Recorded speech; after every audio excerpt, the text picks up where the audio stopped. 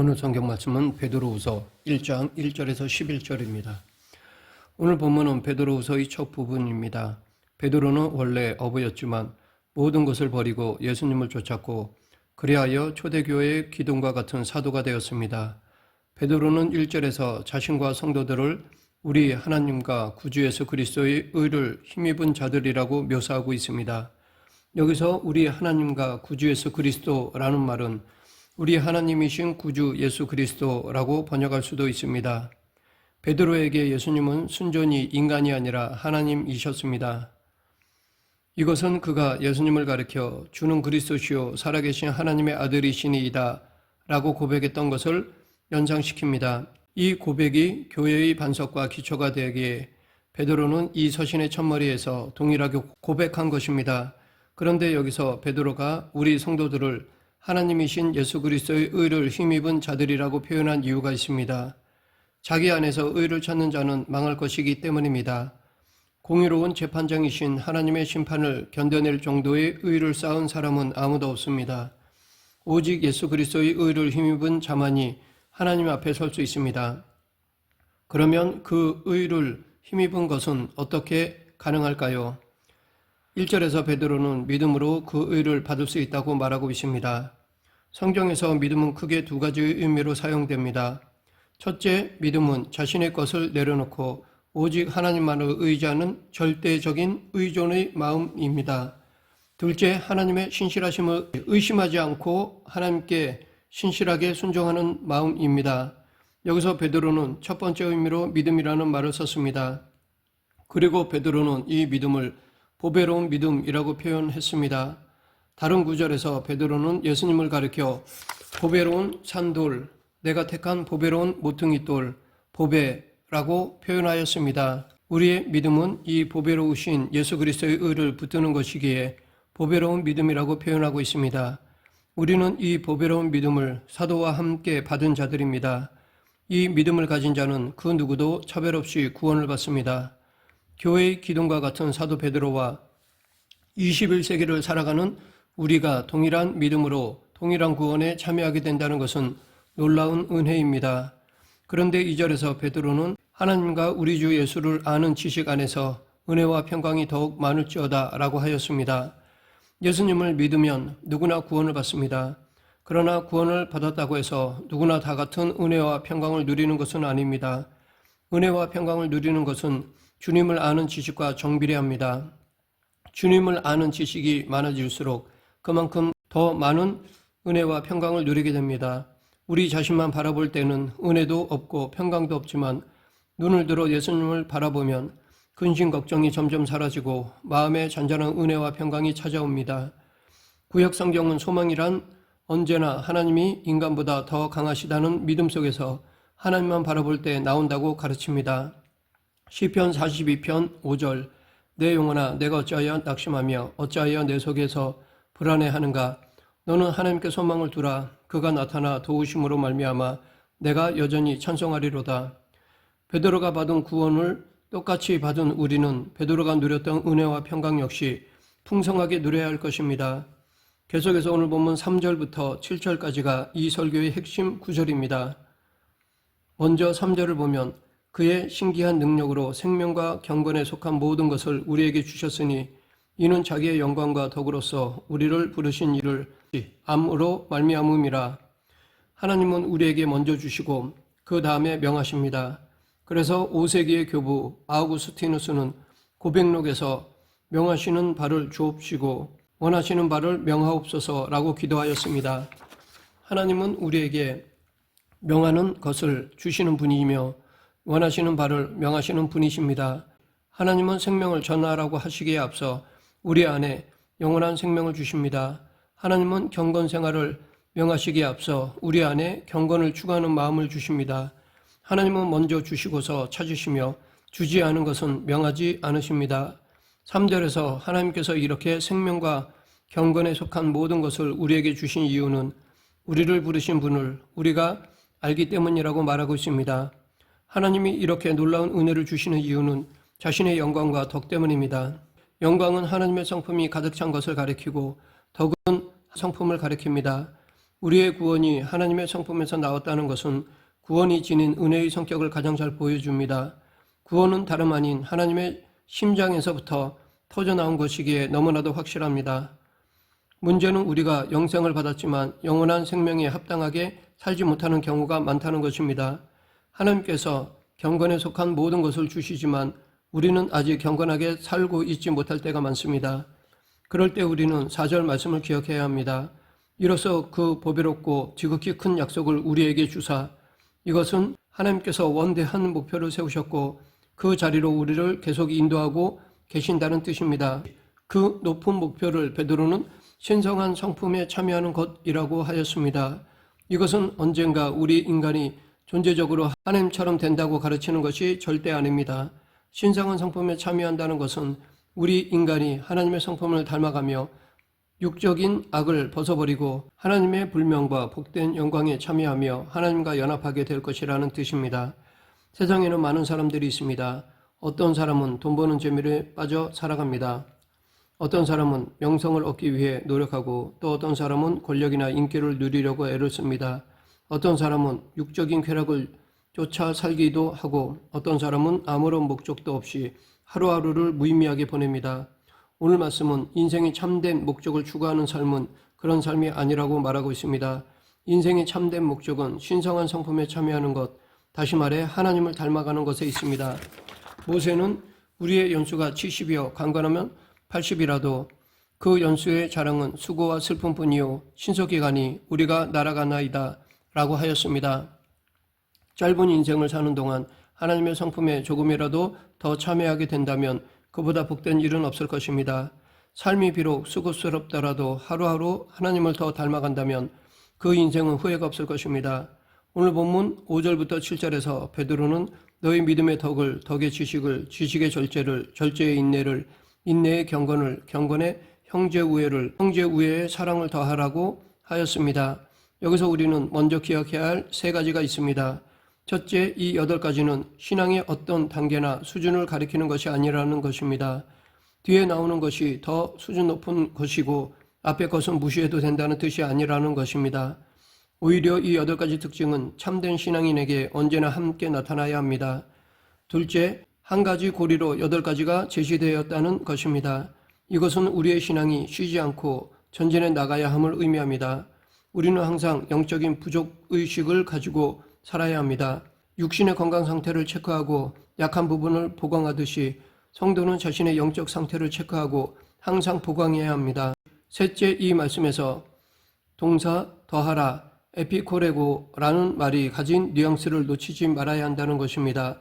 이 동사는 11절에 나오는 주시리라 라는 말과 같은 동사입니다. 둘 다 공급하다 라는 뜻이 있습니다.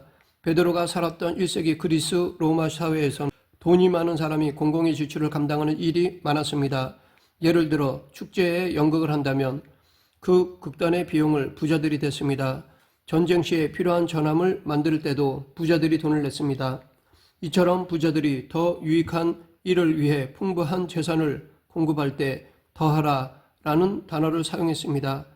이와 마찬가지로 베드로는 믿음이 있는 사람도 더 유익한 일을 위해 신앙의 다양한 성품들을 더해가야 한다는 것입니다. 5절에서 베드로는 먼저 믿음으로 시작합니다. 왜냐하면 믿음은 이 여정의 첫 관문이기 때문입니다. 믿음은 앞서 말했던 절대적인 의존의 마음과 신실하게 순종하는 마음 모두를 가리킵니다. 성도는 이 믿음에 덕을 더해야 합니다. 고대 그리스 철학에서 덕이란 어떤 존재가 제 역할을 가장 잘하고 있는 상태를 뜻합니다. 저 사람이 덕이 있다라는 말은 그 사람의 인격이 훌륭하고 도덕적으로나 이성적으로 탁월하다는 뜻이었습니다. 덕을 더한다라는 것은 믿음이 있는 사람은 참된 인간이 되어야 한다는 뜻입니다. 믿음은 있는데 인간 됨됨이가 견실하지 못하면 예수님의 이름을 욕되게 할 수 있습니다. 그 다음으로 지식을 더해야 합니다. 여기서 말하는 지식은 2절과 3절에서 나오는 암보다 더 넓은 의미입니다. 2절과 3절의 지식은 하나님과 예수님에 대한 지식으로 성경에 게시된 객관적인 지식입니다. 5절과 6절에 나오는 지식은 하나님 안에서 주관적으로 갖는 신앙의 비밀이며 말씀을 실천하면서 점점 더 많이 깨달아가는 지식입니다. 이런 지식은 사람마다 다를 수 있습니다. 성도는 하나님과 교제하는 가운데 실제적이고 비밀스러운 영적 지식을 쌓아가야 합니다. 그러나 지식만 가지고는 하나님의 성품을 온전히 드러낼 수 없습니다. 지식을 온전하게 하는 것은 훈련이기 때문입니다.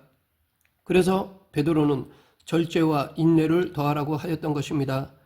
절제는 나쁜 것을 줄이는 것입니다. 반면에 인내는 어떤 어려움이나 고난 가운데서도 선한 일을 꾸준히 해 나가는 것을 말합니다.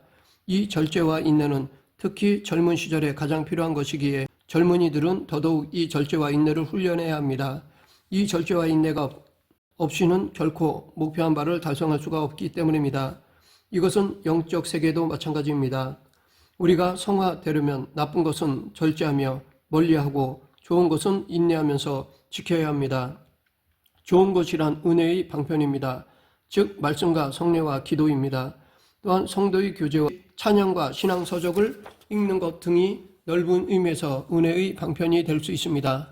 특별히 시간이 날 때마다 기도에 힘쓰라고 권하고 싶습니다. 또한 좋은 신앙 서적들을 읽으라고 권하고 싶습니다. 젊은 시절의 기도와 독서는 평생의 큰 자양분이 됩니다. 이어서 베드로는 경건을 더하라고 하였습니다. 우리는 유명한 정치인이나 경제인이나 학자들의 말로가 좋지 못한 경우를 종종 보기도 합니다. 대부분 성공한 이후에 도덕적으로 무너지는 것입니다.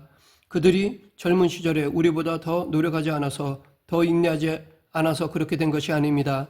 오히려 더 열심히 살았기에 높은 자리에까지 올라갔을 것입니다.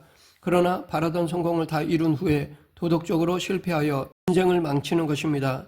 그 이유는 인생의 목표가 자신의 세상적인 성공에 있었고 그 이상은 바라보지 못하였기 때문입니다. 우리 인생의 목표가 다만 성공에 있다면 그 성공을 이룬 후에 우리를 제어할 수 있는 것이 아무것도 없습니다. 그때부터 목표를 상실하고 방황할 것입니다. 그러나 우리의 목표가 경건에 있다면 성공한 이후에도 계속해서 정진해 나갈 수 있습니다. 베드로는 마지막으로 경건의 형제 우애와 사랑을 공급하라고 하였습니다. 형제 우애는 성도들을 사랑하는 것이고 사랑은 보다 넓은 세상의 모든 사람을 향하는 자비입니다. 여기서 우리는 사랑의 의무에 순서가 있음을 알 수 있습니다. 사회적 약자를 돌본다고 하면서 정작 자신의 가정과 친척과 교회 사람들에 대해서는 전혀 무관심한 사람이 있는데 이런 사람들에 대해서 디모데전서 5장 8절에서는 누구든지 자기 친족, 특히 자기 가족을 돌보지 아니하면 믿음을 배반한 자요 불신자보다 더 악한 자니라 라고 하였습니다. 기독교 신앙의 핵심은 사랑이고 모든 성도는 이웃을 사랑하기 위해 노력해야 합니다. 그러나 성경은 사랑에도 순서와 질서가 있다고 말하고 있습니다. 먼저 가까운 이들을 잘 돌보며 그 사랑을 잘 훈련한 다음 더 넓은 이웃에게 나가야 합니다. 물론 자기 가족만 돌보는 이기주의적 사랑에 머물러서는 안 됩니다. 선한 사마리아인의 비유에서 말하듯이 예수님은 사랑이 필요한 사람이라면 누구에게든 사랑을 베풀라고 하셨습니다. 우리는 질서 있는 사랑과 보편을 향한 사랑 모두를 붙잡아야 할 것입니다. 8절에서 베드로는 이 8가지가 흡족하면 예수 그리스도를 부지런히 아는 자가 되고 열매를 맺는 자가 된다고 하였습니다. 왜냐하면 이 덕목들이 모두 예수 그리스도와 관련되기 때문입니다. 믿음도 예수님에 대한 것이며 덕의 표준도 예수님입니다. 지식도 예수님과의 교제 가운데 생기는 것이고 절제와 인내의 모범도 예수님입니다. 경건과 형제 우애와 사랑의 길도 예수님을 볼 때 알게 됩니다. 예수님을 더 많이 묵상하고 닮아갈수록 더욱 신성한 성품을 갖게 됩니다. 예수님을 닮아가는 것이야말로 인생에서 가장 큰 열매를 맺는 것입니다. 계속해서 베드로는 이 8가지 덕목이 없는 사람은 맹인이라 멀리 보지 못하고 그의 옛 죄가 깨끗하게 된 것을 잊었다고 하였습니다. 여기 멀리 보지 못한다라는 것은 미래를 보지 못한다는 것입니다. 그런 사람은 종말의 때를 알지 못하고 근시안적으로 현세에만 급급합니다. 먹고 살기 바쁘고 쾌락에 빠져 살아갑니다. 또한 옛 죄가 깨끗하게 된 것을 잊었다라는 것은 그리스도께서 보배로운 피를 흘려 우리를 구속해 주신 사실을 망각한 배은망덕한 인간이 된다는 것입니다. 우리는 이런 사람이 되어서는 안 됩니다. 그래서 20절에서 그러므로 형제들아 더욱 힘써 너희 부르심과 택하심을 굳게 하라. 너희가 이것을 행한즉 언제든지 실족하지 아니하리라 라고 하였습니다. 즉 우리가 더욱 힘써 이 8가지 덕목을 더해감으로써 하나님의 부르심과 택하심을 굳게 하라는 것입니다. 그런데 이 말은 자칫 우리가 선을 행하고 거룩하게 살아야 하나님의 선택이 확정되는 것으로 오해할 수 있습니다. 그러나 이 거룩하게 삶으로써 하나님의 선택을 굳게 하라라는 말씀은 우리의 선행으로 하나님의 예정의 원인을 제공하라는 것이 아닙니다. 하나님의 예정은 이미 영세전에 우리의 선행과 상관없이 은혜로 작정된 것입니다.